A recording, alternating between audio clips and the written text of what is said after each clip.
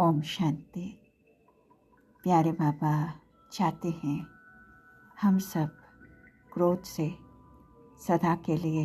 मुक्त हो जाए, और इसके लिए हमारे में जो छिपा हुआ क्रोध है उसके कई रूप होते हैं, तो उसके रूपों को जानना भी ज़रूरी है। जैसे ऊंची आवाज़ में बोलने लगते हैं, आंखें दिखाते हैं, चेहरे के हाव भाव चेंज हो जाते हैं, दांत को दबाते हैं, होंठ भींचते हैं, हाथ पाँव चलाने लगते हैं, कभी कभी रूठ जाते हैं, कभी मुंह चढ़ाते हैं, कभी कभी तो मूड ऑफ हो जाता है। फिर दूसरों के लिए नफ़रत रखते हैं, घृणा भाव रखते हैं, तिरस्कार से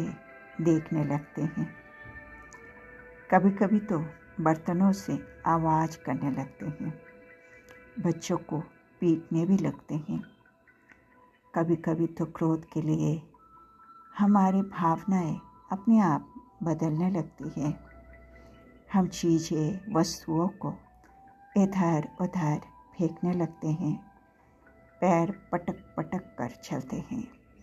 कपड़ा धोते हैं तो ज़ोर ज़ोर से फटका मारते हैं, कभी तो अपने आप को भी मार लेते हैं, स्वयं को भी कोसने लगते हैं, दूसरों के द्वारा सजा भी दिला देते हैं, डांट खिलाते हैं, टॉन्टिंग करते हैं,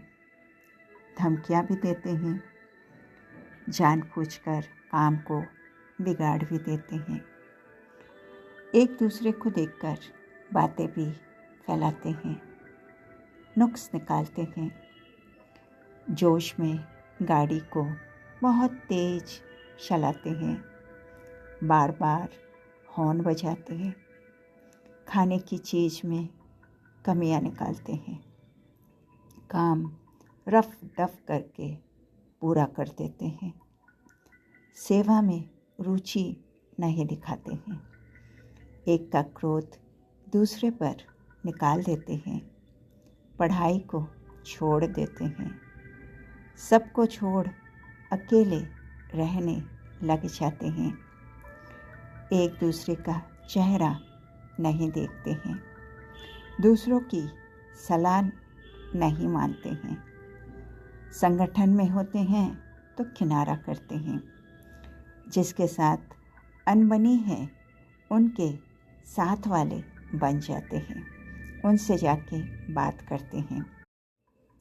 कोई बात में अनजान रहने लगते हैं, बात बात में रोना आता है,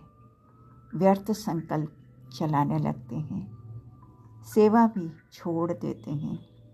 बीती बातों को ध्यान में रखते हैं, चेहरा लाल हो जाता है,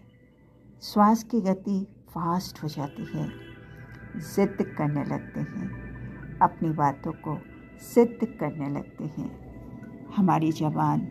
बेलगाम हो जाती है, हम गुमसुम रहने लगते हैं, किसी बात के कारण कभी कभी तो मौन धारण भी कर लेते हैं, मैंपन दिखाते हैं, अपनी इंद्रियां बस में नहीं होती है, शिकायत करने लगते हैं, भोजन छोड़ देते हैं, चीज़ वस्तु को अस्त व्यस्त रख देते हैं, किसी को महत्व नहीं देते हैं, दांत कटकटाते हैं,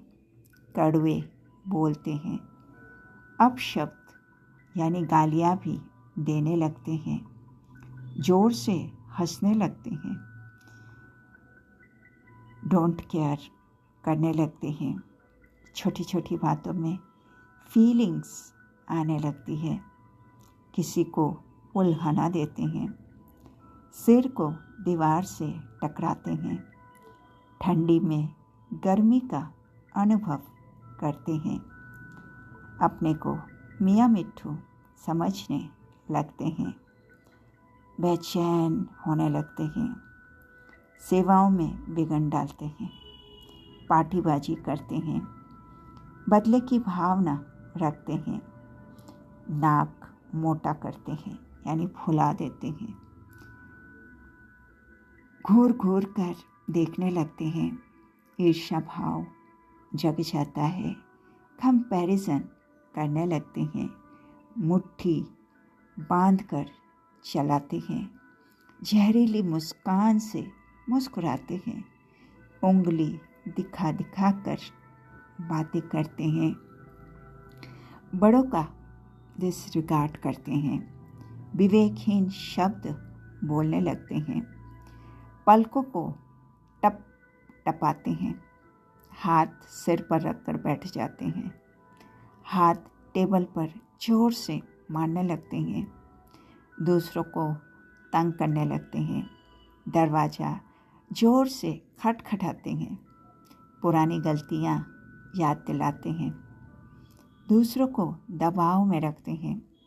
हथियार का सहारा लेते हैं, सहयोग नहीं देते हैं,